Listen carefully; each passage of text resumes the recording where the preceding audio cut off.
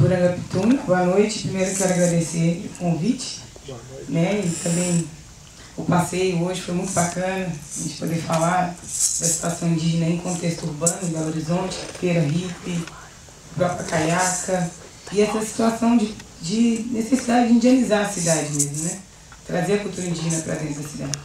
Também está aqui com duas guerreiras, assistindo um filme feito por duas mulheres, isso é muito bom, e meu parente indígena também.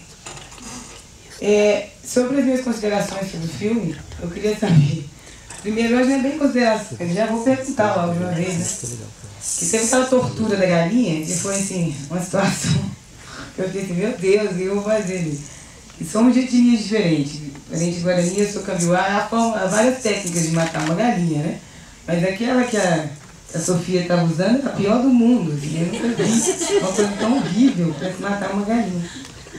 E eu queria saber como que foi para parente estar com a Sofia lá na aldeia, se houve alguma resistência dos outros parentes Guarani, se eles cobraram por estar andando, né, com a mulher branca dentro da comunidade. Porque se tem uma coisa que não muda de etnia para etnia, é que é complicado você levar um não índio para dentro da comunidade. Isso não tem como. É delicado, né?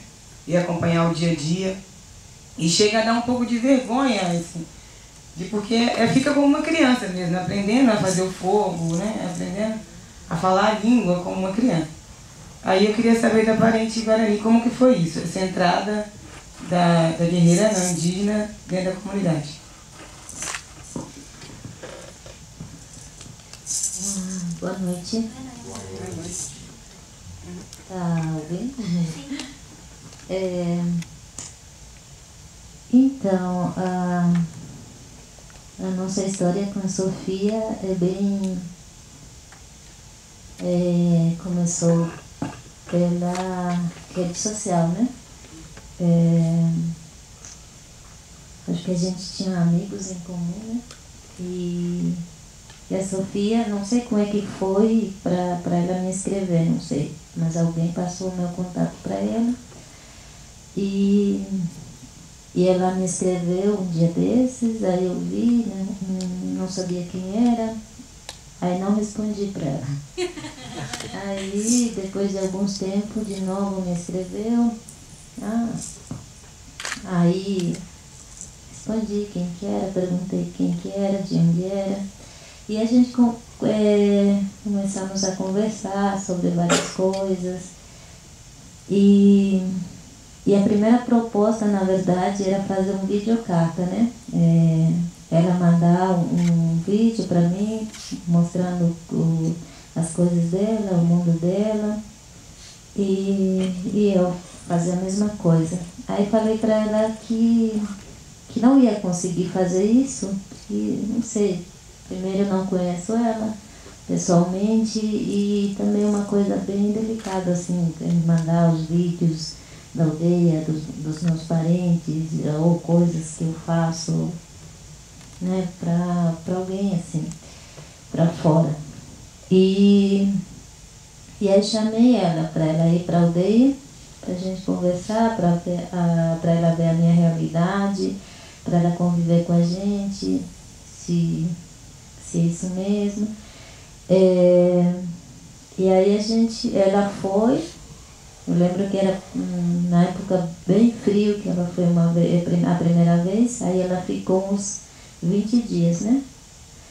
E então pra gente foi um desafio, pra mim foi um desafio, pra minha família foi um desafio, tanto pra ela também, de a gente receber uma pessoa, né, de fora, sendo que a gente nem conhecia ela. Então eu chamei a minha mãe, que eu moro com a minha mãe, né? Minha mãe e meus irmãos na época, meus dois irmãos.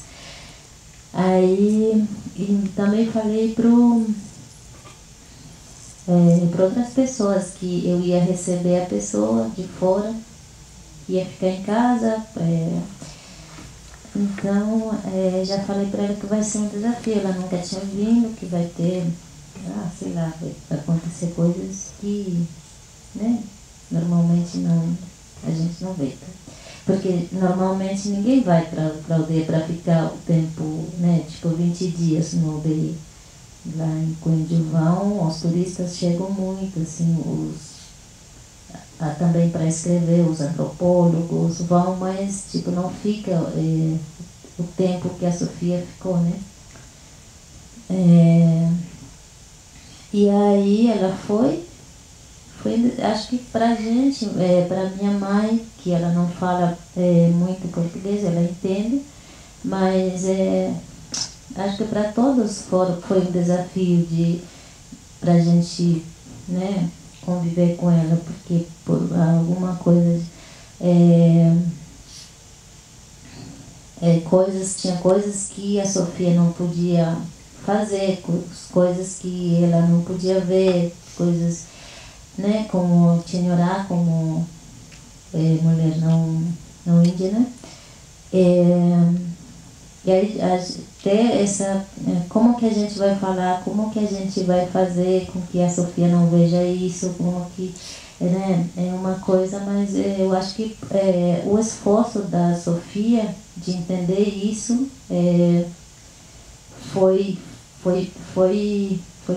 a partir dela também, que se esforçou muito assim para entender, né, as certas coisas que ela não podia ir no lugar. Só que também, pra gente é muito chato toda hora perguntar, né? Eu devo fazer isso? Não devo fazer isso? Então, eu acho que pra gente, eu já explicava pra ela, fica, tipo, não fica fazendo tanta pergunta, só observa, tentem compreender observando as coisas, né? Porque a minha mãe já fala, não gosto que as pessoas fiquem perguntando, porque eu não sei responder, coisas. Então, eu já...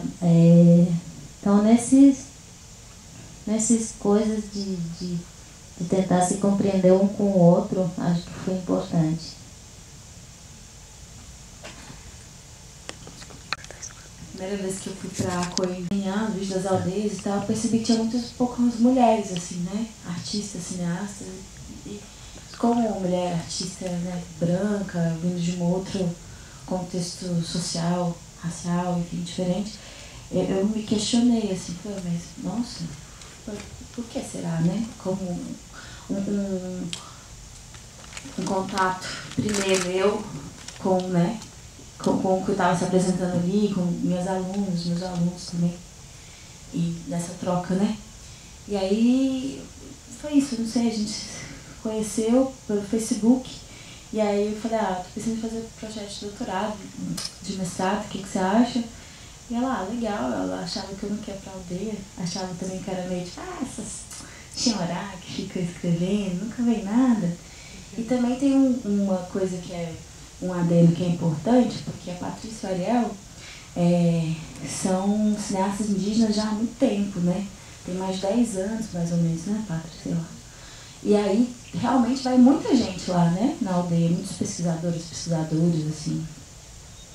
Então, por um lado, também, a própria aldeia já está um pouco acostumada em receber essas pessoas, né? Mas geralmente ficam com menos tempo, assim. Eu que fui meio que apadrinhada, assim.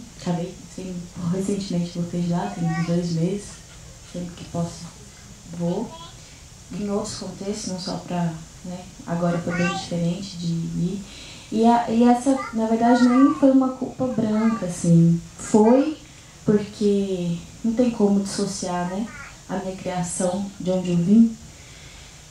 Mas eu acho que, assim, vendo, a gente estava até conversando ali, e todas as vezes que eu vejo filme também me aciona isso, assim. Vendo a mulher que está na tela, eu reconheço, mas é muito doido perceber como em 4 anos, assim, eu não me reconheço mais naquilo, é muito doido perceber, e até quando eu tava na aldeia agora, assim, como algumas coisas sempre voltam, mesmo sabendo que eu amadureci em vários outros aspectos, sabendo que tem coisas que a Patrícia arranca mesmo de mim, no sentido de arrancar de lá das profundezas, porque isso é uma questão que é dela, assim, da intimidade também que a gente criou, do nosso compartilhar de relação entre amigas, né, mais do que entre pessoas que estão ali para pesquisar, ou sei lá. Como que até hoje na aldeia, as pessoas falam assim, você é criança mesmo, tem que aprender, você é uma criança. E eu sempre vou com esse... E eu acho maravilhoso ser uma criança. Na aldeia especificamente, e até no meu cotidiano também. Mas na aldeia principalmente porque é isso, assim, eu realmente aprendi a ter uma outra... é um outro... Chega pra lá, do tipo, é um outro cara, vai com calma, fica em silêncio, escuta, né, observa. Eu acho que foi muito isso, assim, um dos maiores aprendizados dessa aventura existencial, assim, que Paty pegou na minha mãozinha e falou, vamos ali então, sabe? É um pouco disso. E aí, assim, essa parte da nossa conversa, foi porque a gente tinha um projeto aprovado, a gente aprovou, e aí a gente foi ter uma conversa sobre, aí, vai rolar, e eu tava murchada, porque também tem essa questão, né, do produtivismo muito branco, prestar conta, fazer não sei o quê, não sei o que lá. E aí isso foi se desvelando. E aí quando bate essa... É um pouco do lugar também, que também, né, tipo, nossa senhora, o que a gente tá fazendo, né? E como ela pergunta até na fronteira, né, por que vocês fizeram isso? Vocês, eu incluída também, porque eu sou branca, né? Quando vocês chegaram, tipo, caralho. E quando a gente conversa e a gente se desloca e ao mesmo tempo fica nesse trânsito, né, dentro e fora, igual, diferente, é um pouco num processo de que não é uma comparação, né, entre duas pessoas ou duas pessoas que tiveram... Porque foi nessa conversa que a gente descobriu que a gente teve a mesma doença quando era criança. Então era um ponto comum de contextos sociais, raciais completamente distintos, mas que tem um negócio ali, né? Como mulher, corpo que sangra, corpo que é docilizado, né, por várias questões estruturais, enfim, cada um a seu modo, né? Mas realmente a culpa branca, na real, ela bate sempre, né? Se você tá atenta e atento no estar no mundo assim, é inevitável. Mesmo que você saiba que nem tudo recai sobre, né, suas costas e tal, né? Mas assim, é um pouco isso. Mulheres, a questão da doença, mas também a questão da maternidade, da mãe que sai para trabalhar, da mãe que deixa você para isso, você ficou estudando, né, Patrícia? Mas eu não vou ficar falando muito, não, deixa eu Guerreira perguntar. Depois eu pergunto. Alguém tem?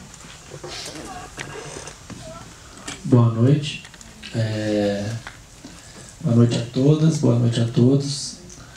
É uma honra abrir a pergunta aqui para 3 mulheres que são fazedoras de filme. É um filme do feminino, né? Claro, porque são 2 mulheres, fundamental, mas assim, é um filme de fronteira, porque vocês estão ali o tempo inteiro falando de fronteiras. A fronteira dos países, a fronteira da aldeia, a fronteira do branco e tal. E eu vejo que ali, o que eu senti, assim, a sensação que eu senti, aqui que vem minha pergunta, é que há uma nova possibilidade de encontro entre o branco e a civilização indígena. E desse encontro desvelado da violência, assim. E aí é desse lugar que eu vejo, porque vocês dividem momentos juntos, né, juntas, no carro, no dia a dia, até mesmo na sua incapacidade de matar a galinha. Eu me vi muito nesse lugar, porque se eu tivesse que matar uma galinha eu ia passar aquela vergonha toda. Então, assim, como que foi para vocês estar nesse lugar de fronteira e estar em paz com isso, por mais que nasçam diferentes conflitos?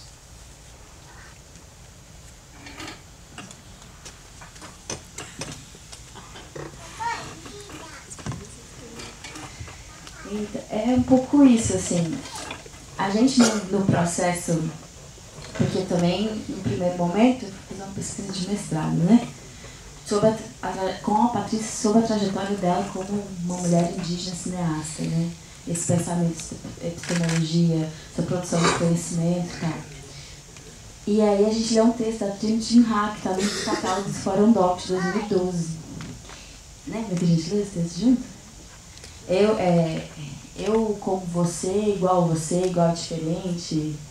E aí, e era justamente isso, a fronteira entre eu e a outra. Então a gente viajou um tempo nisso, do tipo, o filme começa com ela atravessando ou tá navegando no mar, e aí fecha com a gente numa água doce no fronteiro do rio, uma selfie minha, né, uma selfie dela, que é um pouco, e a gente acaba fabulando sobre esse encontro mesmo, né, do rio com o mar, que são as diferenças, né, as diferenças constitutivas, uma água salgada, outra água doce, mas é água, tudo é água, né, e a mulher tem uma força da água também que é muito grande, né, e como seres que somos 80% água, enfim, coisas, fabulações aí poéticas e tal, mas é uma coisa assim de fronteira mesmo, assim. A pergunta que eu faço para a Jéssica no final, Jéssica, você está com medo? Na verdade, depois que a gente fez o filme, eu observo que era muito mais para mim a pergunta do que para Jéssica mesmo, assim, né? Então eu sempre atravesso essa fronteira e Pátria, a família dela, todo mundo sempre me convidam e me levam para atravessar essa fronteira junto. Agora, quando eu estava na aldeia, eu atravessei a fronteira de novo de barquinho, porque eu esqueci meu documento. E aí é sempre um atravessamento, assim, não tem, uma constância, né, assim, de estar à deriva mesmo, e se deixar também estar à deriva, porque eu acho que esse é um grande aprendizado nosso, sociedade não indígena, né, principalmente, que é uma percepção de que há possibilidade de construir novas e outras relações que não sejam por meio de uma violência, seja violência epistemológica, física, né? Ou uma violência emocional, assim, que sejam relações que são de pares mesmo, né? Então eu enxergo muito também a minha ida na casa da Padre como se eu fosse visitar uma amiga mesmo, que é a minha amiga. E é como se você recebeu uma pessoa na sua casa, né? Tem uma hora que enche o saco, tem uma hora que é tipo, nossa, chega. É isso, são relações. Eu acho que também desromantizar um pouco esse lugar, né? Do sujeito histórico, da sujeita histórica indígena, dessa pessoa, dessa agência, também é muito importante para a gente, né? Entender essas pessoas como indivíduos mesmo. Tem escolhas que não quer, é isso, é aquilo, não sei o quê. Não sou tão frágil assim como você acha que eu sou, homem branco que é, né? Acho que é um pouco isso. Então, o que também está muito ali é um pouco não só da culpa, talvez, mas da fragilidade branca, né, também.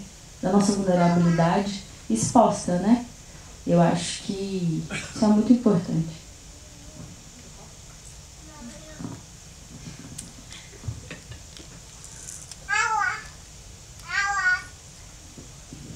Mais alguém?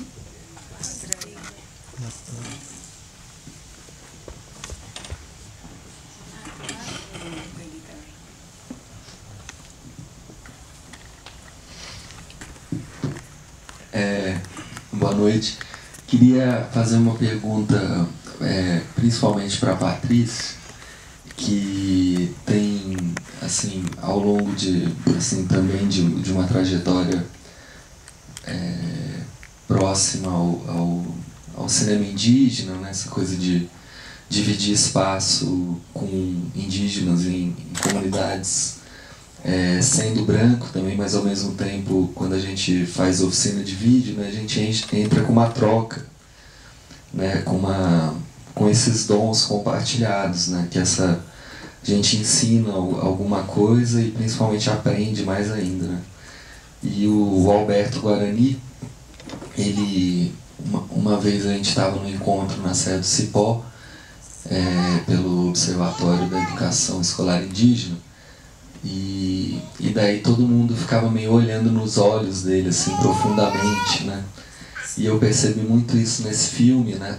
Naquela parte que a Patrícia, ela fica... É como se fosse mais introspectiva mesmo, né? Porque os Guarani tem essa coisa muito de evitar o contato olhos nos olhos, né? Como se fosse uma coisa muito evasiva mesmo, né? E a gente ouve falar, né, nos livros, nos primeiros relatos, que também esses olhos nos olhos arremetia muito à guerra, né, naqueles processos onde os Guarani eram aliados de não indígenas, às vezes, para lutar contra um outro grupo indígena que era inimigo há muito tempo, né? Então tem muito essa coisa desse olho no olho também revelar conflitos, né? Revelar coisas que os Guarani que traz muita dor também, né?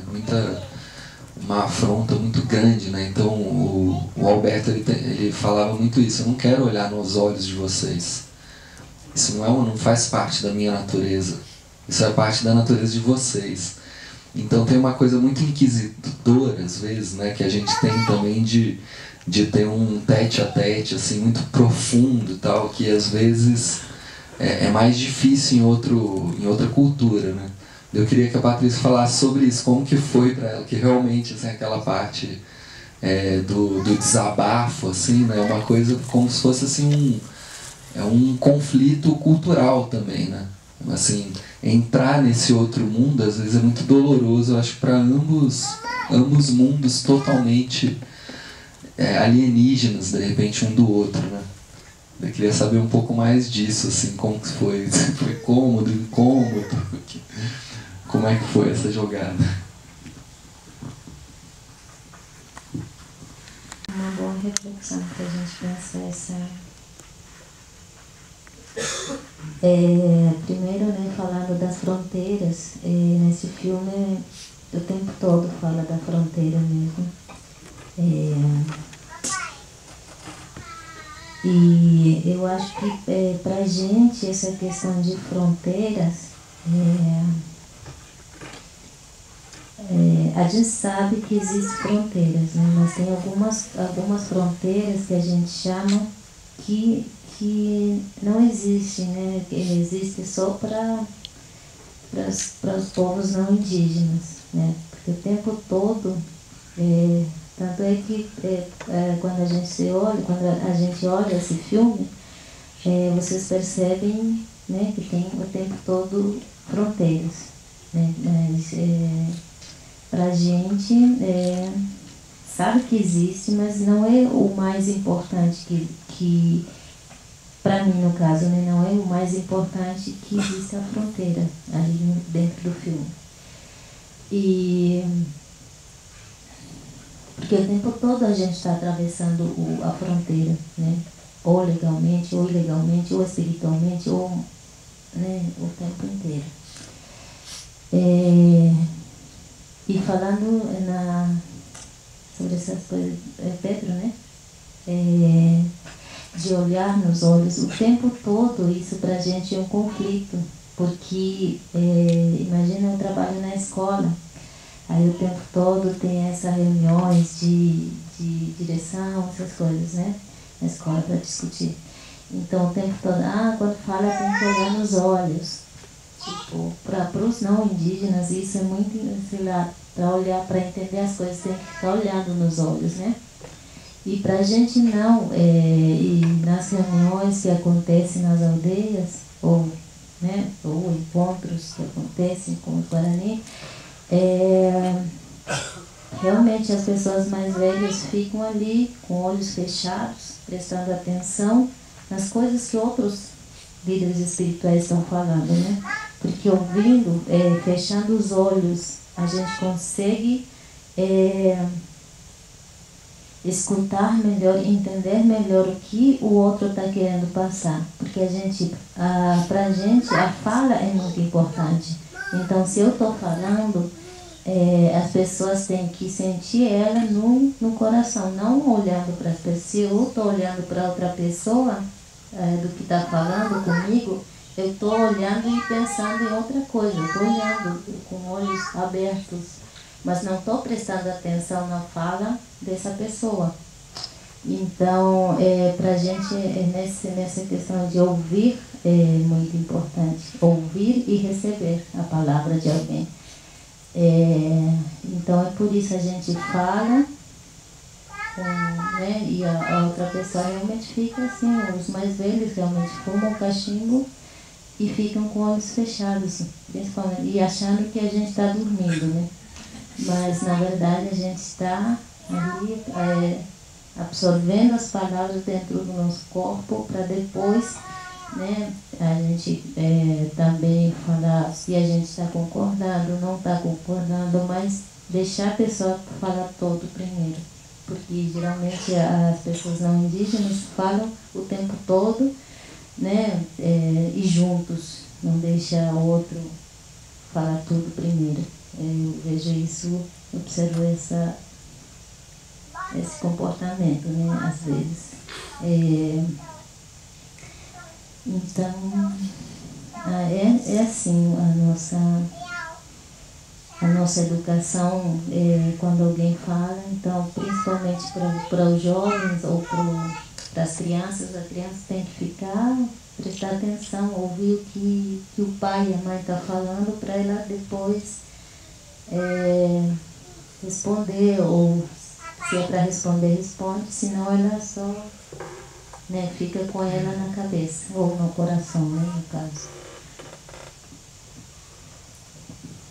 Mais alguém tem alguma pergunta?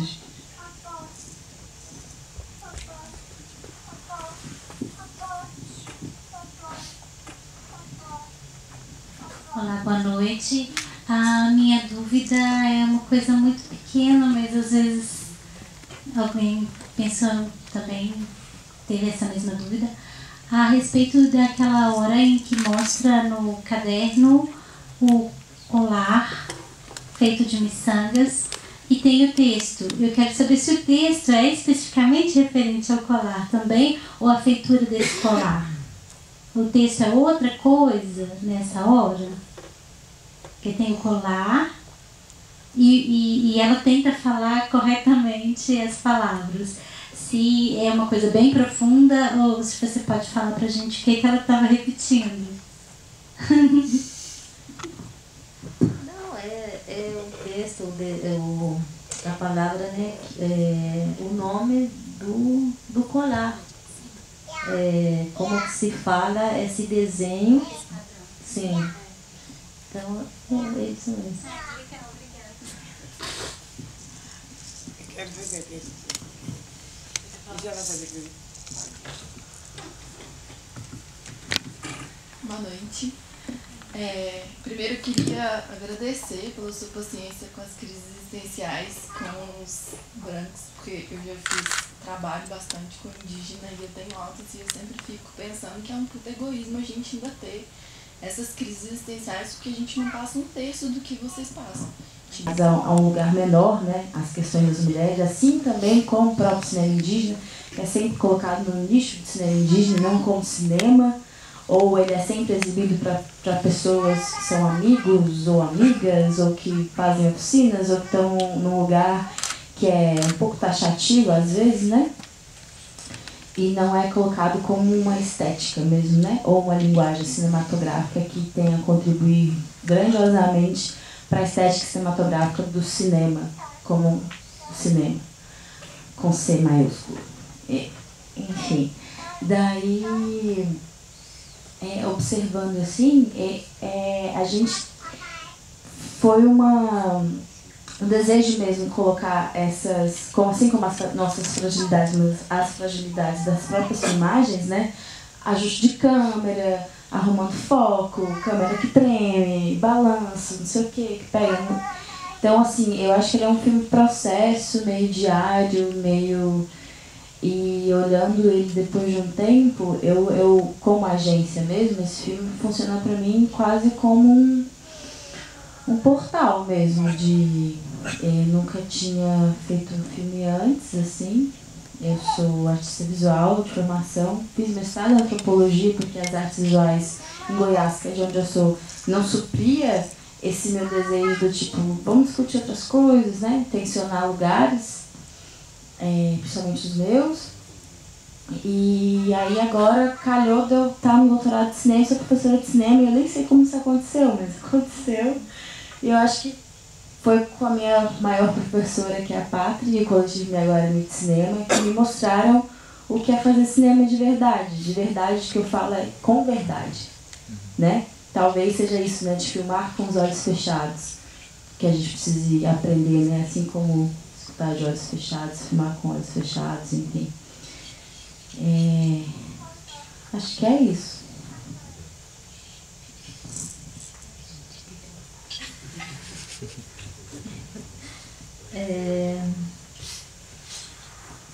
É um filme, eu gosto bastante, assim, porque é um filme diferente dos filmes que a gente já produziu, né? É um filme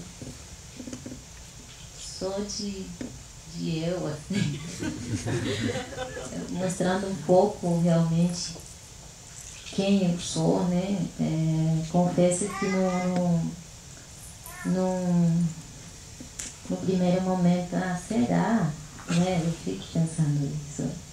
Mas depois eu achei legal o filme, eu achei importante mostrar um pouco mais íntimo, né? Que é um filme realmente muito cotidiano. Aconteceu ali, aconteceu muitas conversas com ela. Tem várias conversas que nem foram filmadas. E é isso mesmo, assim, o que a gente recebe, as pessoas conversam sobre várias coisas, não só com a Sofia, mas com outras pessoas que chegam ali, ficam um dia, 2 dias conversando com a gente. Então, a imagem é essa mesmo da nossa casa, da nossa convivência. É tudo o que aconteceu ali no filme está acontecendo agora na aldeia, né? Na minha casa, principalmente, com a minha mãe, com a minha filha. Então, uma coisa acontece, briga, acontece matação de galinha, essas coisas.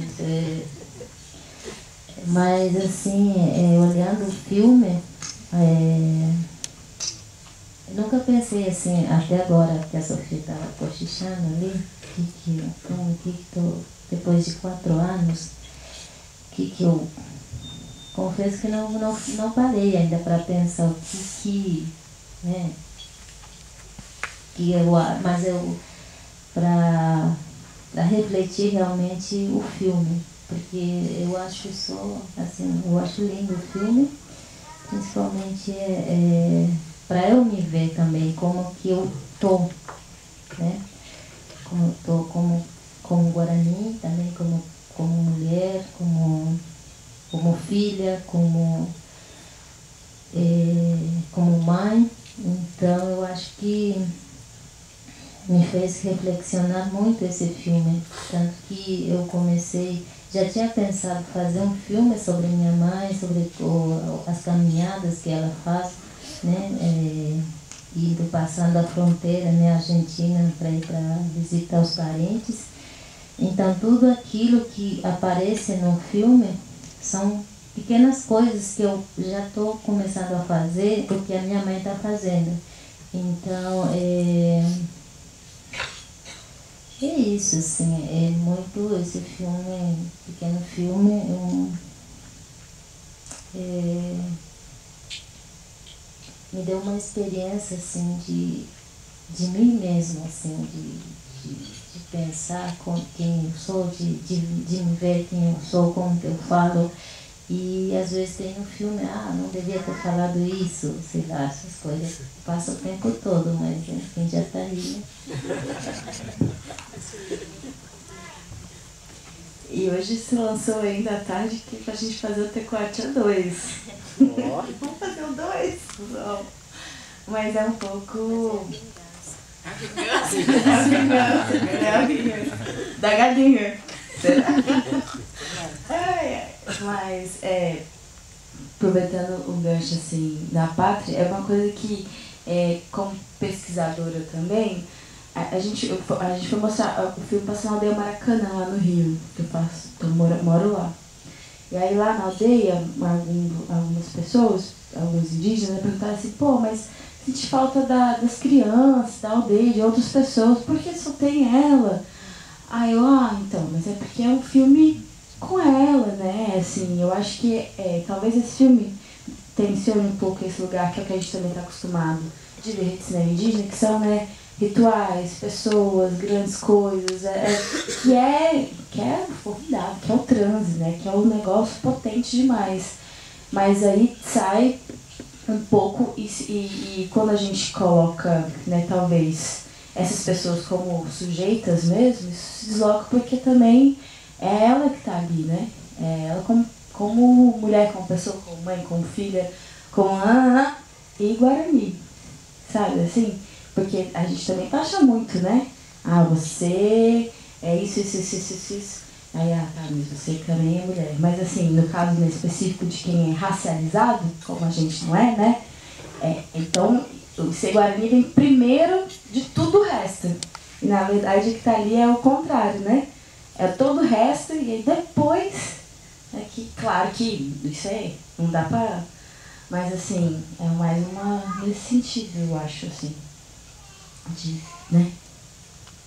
Enfim, a coisa que o Pedro falou, eu sou péssima de nome, mas como eu conheci ele, assim, lembro de que é Pedro.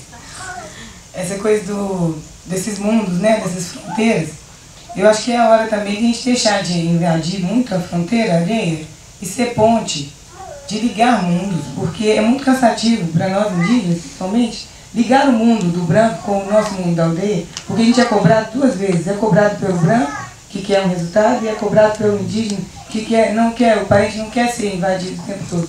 Agora há pouco mesmo na nossa caminhada, os parentes artesãos na Praça 7 se emocionaram, falando dessa perseguição de estar na cidade, de como que é ser indígena, de como é o tratamento, de não ter, no caso dos pataxó, não conseguir trazer o sustento suficiente para a comunidade, se vende só o artesanato na cidade, muito preconceito, muito racismo na cidade. Então acho que é importante, né, para os antropólogos, estudiosos, cineastas, fazer pontes, né, mais do que querer atravessar a fronteira. Até porque lá no meu povo, na minha etnia, fala que depois de 3 dias é igual peixe, já fede. Então já pode dispensar a visita. Aí, no caso, eu queria perguntar... quanto? No seu povo é 2 dias? Nossa, é 3 dias, já está fedendo. Eu queria perguntar sobre essa questão de pontes. Quando você fala de estética com a parente, e a parente fala, né, que não imagina o Guarani querendo mudar a sua própria aparência. E você estava falando de ser gordo, de não ser gordo, dessa cobrança de estética do não indígena. E como isso aproxima, como isso são mais pontes do que fronteiras de serem atravessadas, né? Que são mulheres falando de aparência física. E como os Guarani se acham o povo mais bonito do mundo, né? Porque o Guarani não mudaria nada. Muito bom. O Guarani não muda nada. Só de ser assim, que Anderu fez assim, né? Anderu caprichou, né? Então.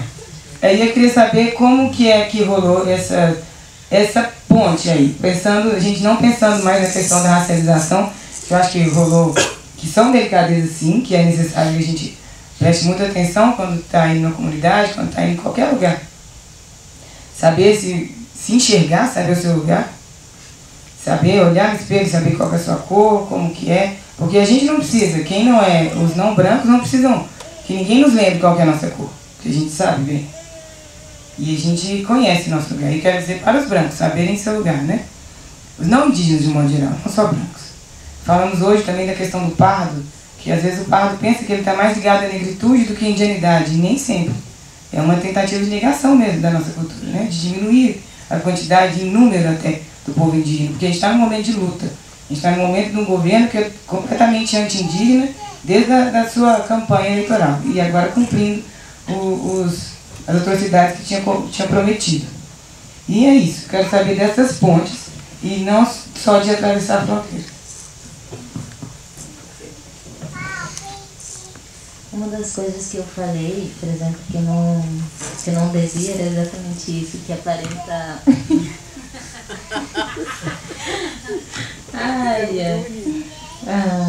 mas assim, é uma coisa bem assim, isso que a parente falou, assim, porque a gente fala muito da... A gente não, né? Os não indígenas falam muito de atravessar as fronteiras, né?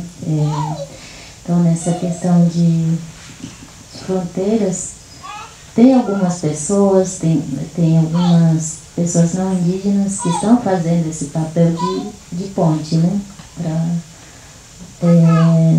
Para outras pessoas, porque fiquei refletindo esses dias, agora quando passou o nosso filme lá em Tela Indígena, que tinha as pessoas assistindo, né? Depois eu saí para a rua e tinha várias outras pessoas na rua, na calçada. Aí fiquei pensando assim, como que essas pessoas vão chegar a ter conhecimento sobre os povos indígenas?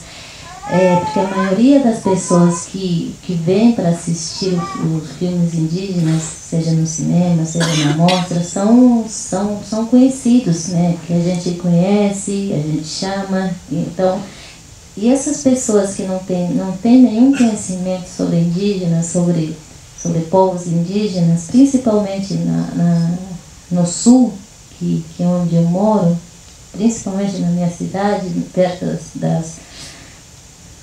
da aldeia onde eu moro, tem pessoas que não conhecem quem são os povos que estão no sul, quem são, se são os guaranis, se são canhangues, se são choflém, charrua, não tem esse entendimento.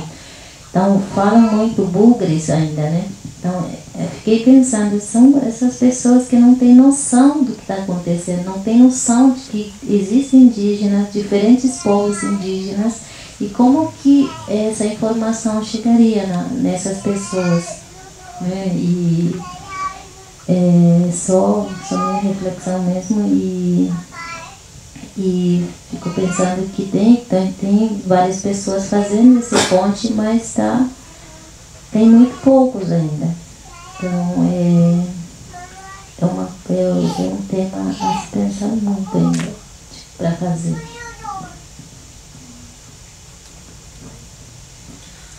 Eu não sei, assim, particularmente, eu acho que tornou-se o meu desejo de vida, assim, basicamente.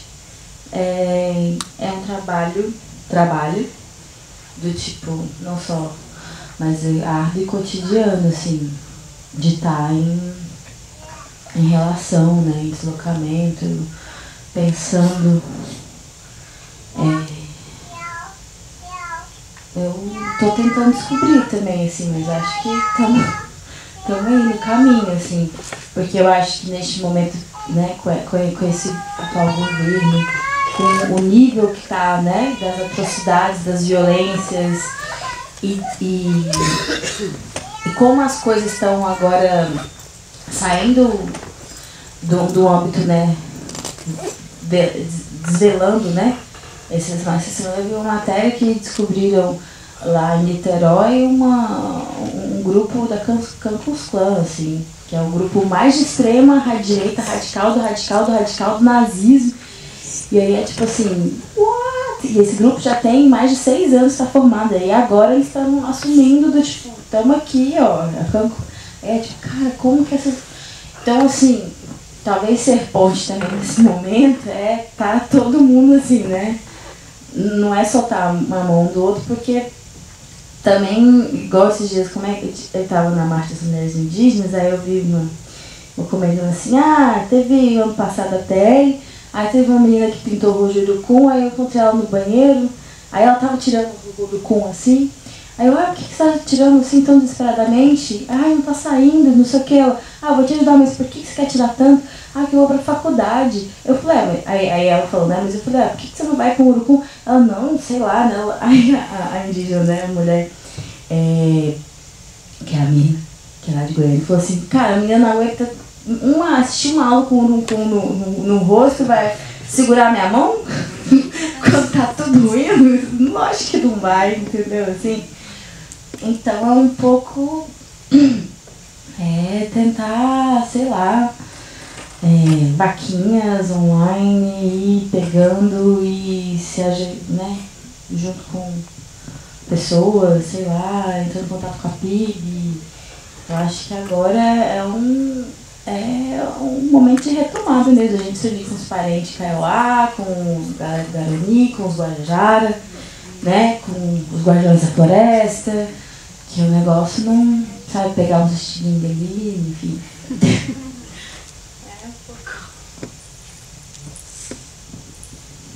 Mais perguntas, gente?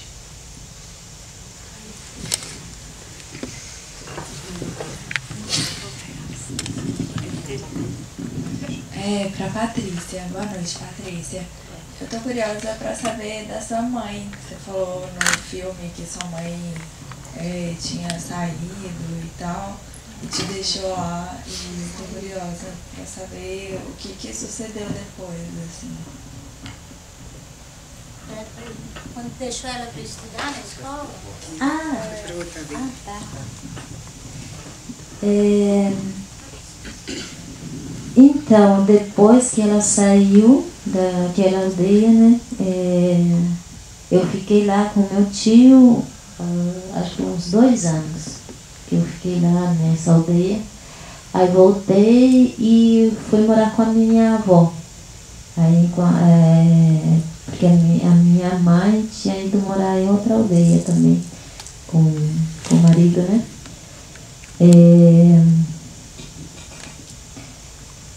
Na época não, na verdade até agora tem essa coisa lá na Argentina que é trabalhar com erva, né? Erva mate. Como é que se diz? No cultivo, onde eles trabalham para os brancos, né? Então, nessa época, minha mãe trabalhava muito nesses plantação de erva, essas coisas. Então, ela achou melhor ficar com a minha avó ou com o meu tio, sei lá. Na época, quando eu era criança, não estava entendendo por que eu não estava com a minha mãe, né? Porque, não sei, queria ficar com ela, mas o tempo todo ela vinha no final de semana e segunda já tinha que voltar para trabalhar. Então, acho que comecei a entender melhor quando eu tive uns 13 anos. Por que isso aconteceu, né? Porque eu questionava um pouco também a minha mãe, porque ela não podia me levar nesses lugares que ela ia trabalhar. E depois eu fui junto quando eu era mais velha, acho que com 13 anos mesmo. Eu fui trabalhar junto, né, com ela. Aí entendi a situação, a precariedade, que eles estavam enfrentando, as coisas. Não era uma coisa, um trabalho, né, que vai lá e fica, né, numa casa legal. Era uma lona, quando chove, sofre, quando chove não tem o que... Ou quando no frio passam tantas... Então, acho que eu comecei a compreender a preocupação da minha mãe comigo. Então, era meio de cuidar, né? Que ela fez essa decisão de me deixar com meu tio e minha avó. Cresci com a minha avó. Eu cresci desde 7 anos até 13. Morei com a minha avó. Então, é isso. O tempo que ela me deixava, ela trabalhava na erva mate. Boa noite, pessoal. Boa noite. Primeiro, parabéns pelo filme. Muito bacana, muito lindo mesmo. Adorei. Achei assim, sensacional, muito sensível.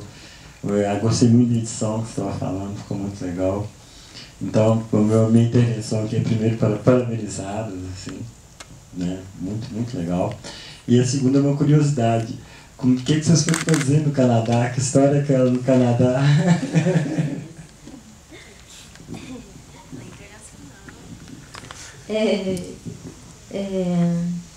Então, era um projeto de intercâmbio com cineastas lá de Canadá. A primeira era em 2014 e a segunda era em 2015. a gente foi lá ver o pessoal de lá, né, com o Innu, o povo Innu, e a gente ficou lá uns 15 dias com eles, assim, ver como que eles trabalham com o cinema. Era um projeto do CTI, na verdade, CTI. E o processo de filmagens, de toda essa cena. E aí a gente foi lá, conviveu com eles, a gente filmando junto, e aí a gente viu tantas coisas diferentes, ao mesmo tempo também igual, né, que são povos indígenas, mas totalmente diferente a aldeia, tudo assim, porque eles têm muito dinheiro, né, a aldeia tem posto de gasolina deles, tem policiais, são tudo eles, carrão, tudo assim, a casa são diferentes, até mesmo o jeito de filmar tem que marcar a hora certinha. Se você não foi na hora certa que você marcou, já perdeu a entrevista. Então tudo foi diferente assim para mim, mas é para isso que a gente foi lá para o Canadá. Vamos abrir para mais duas e depois eu passo para vocês fazerem umas considerações finais rapidinhas. Ele quer falar, mais alguém? Depois dele. Oi, gente, boa noite. Eu fiquei curioso, uma pergunta para você, Patrícia, outra para você, Sofia. Como que você começou a trabalhar com cinema, Patrícia? E para Sofia, eu te conheço como ilustradora já faz um tempo atrás, queria saber como que foi pensar assim na mudança de linguagem, assim, tipo, como que aconteceu, assim, de pensar, essa linguagem já não está abarcando mais o que eu estou querendo falar, quero mudar para uma outra linguagem. É isso. Mais alguém, gente? Então pode responder, e depois vamos para consideração.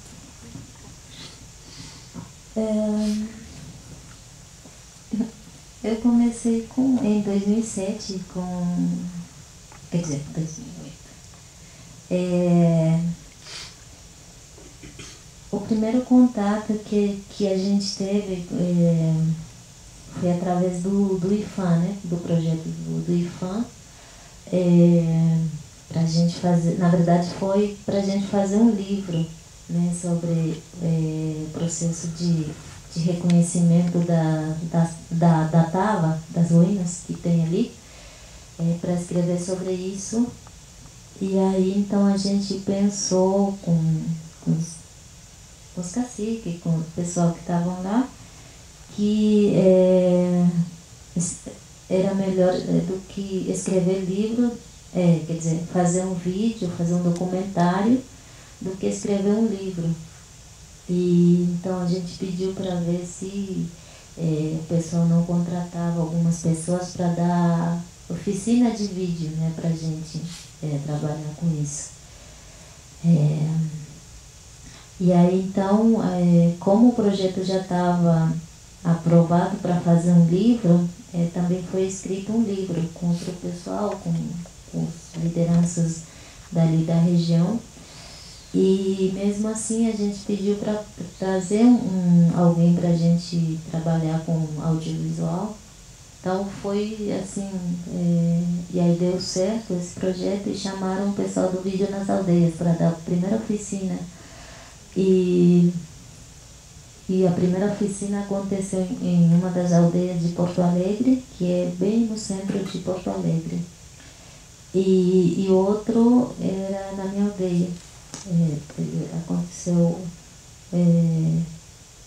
a mesma oficina, mas se deslocaram para outra aldeia, né? E nessa primeira oficina, na verdade, não participei, e aí depois, na segunda oficina de edição, foi o que eu comecei a frequentar a casa, né, onde eles estavam filmando, fazendo filmagens e traduzindo. E aí, então, comecei a participar dessas traduções, comecei a ajudar os meninos a traduzir essas coisas. E comecei... Dali eu comecei a gostar um pouco de fazer filmagens, pensando um pouco mais também na questão das mulheres, assim, que não tinha muitas mulheres ali, quer dizer, não tinha nenhuma mulher, na verdade. E aí vi que os meninos tinham um pouco de dificuldade para entrevistar uma pessoa mais velha, né?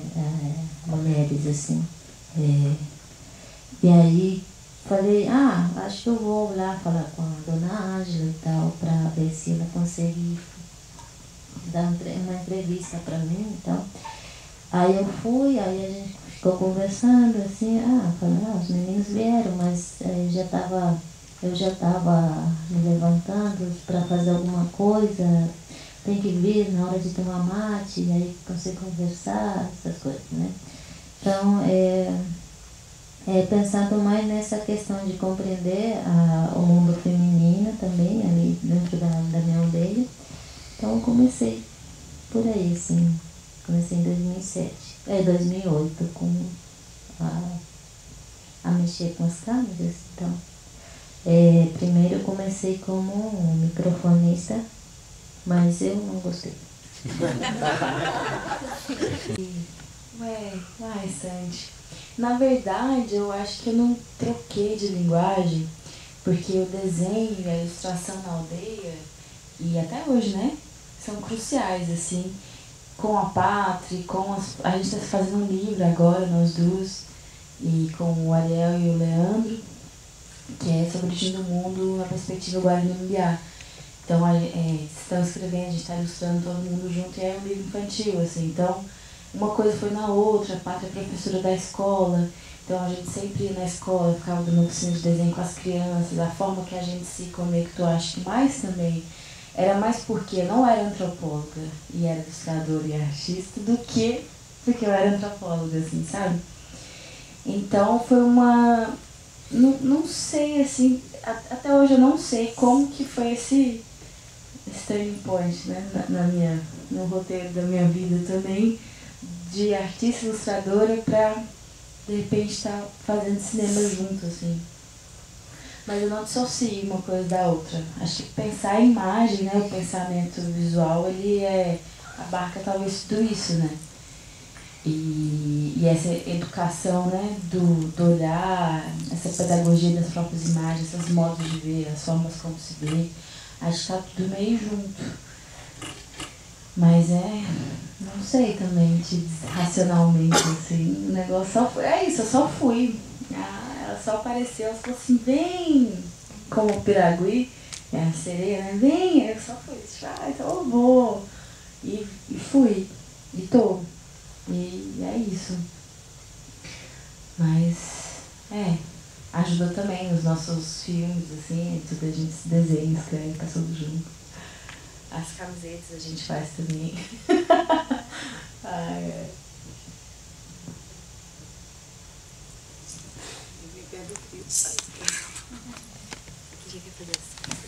Vamos fazer as considerações finais?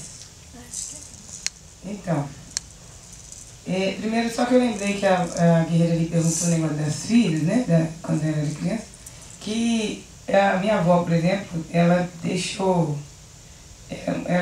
eram 8 irmãos, e ela só criou 2, porque é bem comum pensar mais no bem da criança a longo prazo do que pensar nesse apego de estar perto. Então, é bem diferente do não indígena que pensa que está sempre, que é um abandono, e a gente entende que é um cuidado, né?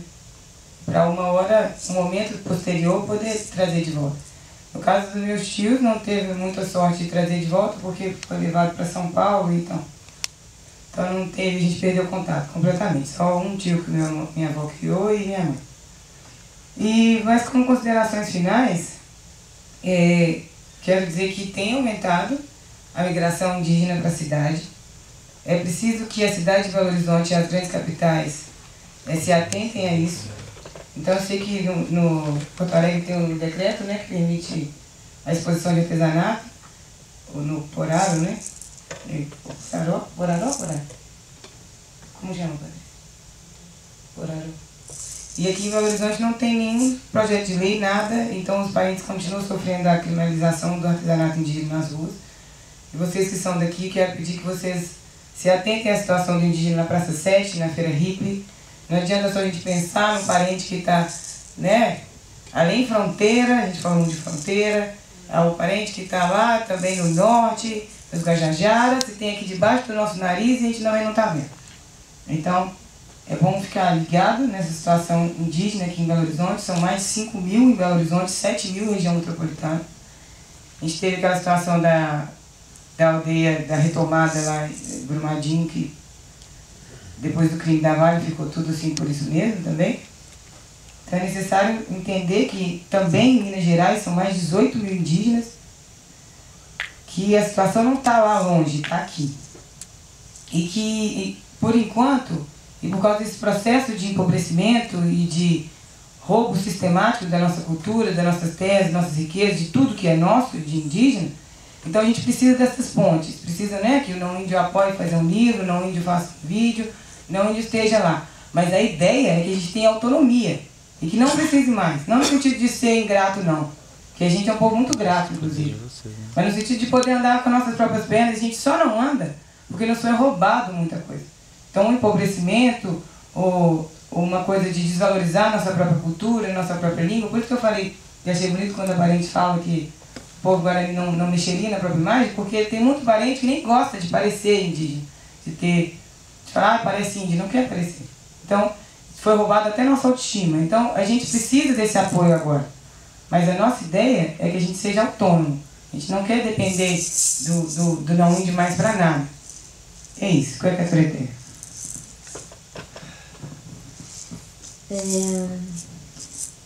Falando um pouco do que aconteceu aqui, só para fechar, né? Sobre as barragens, né? Que aconteceu aqui.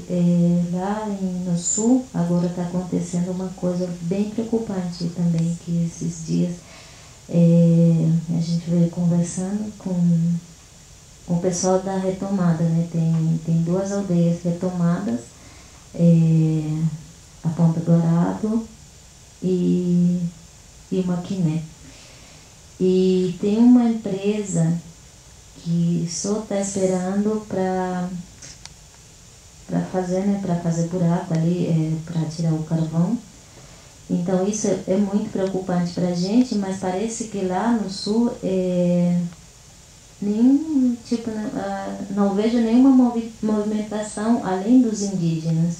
Então acho muito preocupante isso, que vire outro Minas Gerais, né, lá, porque tem vários projetos, né, para essa mineração.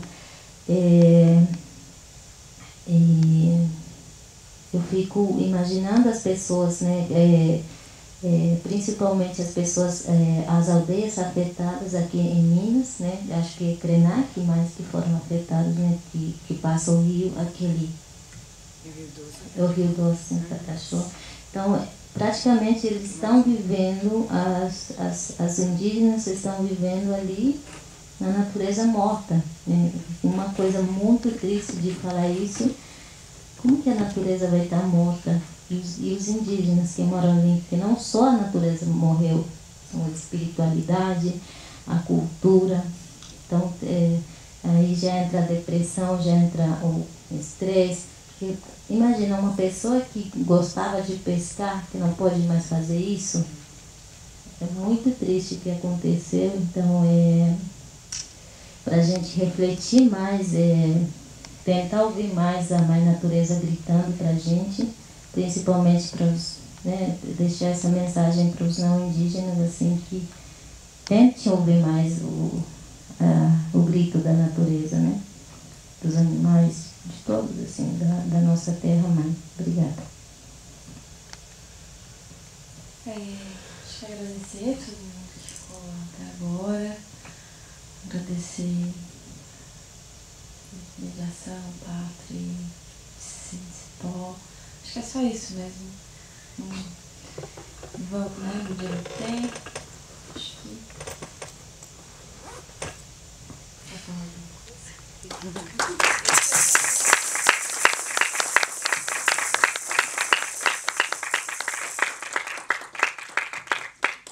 A gente agradece muito, Sofia e Patrícia, por terem vindo. Elas estão num bate-volta quase.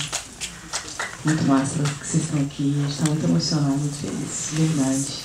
Obrigada, Ávila, mais uma vez. A Ávila sempre com a gente.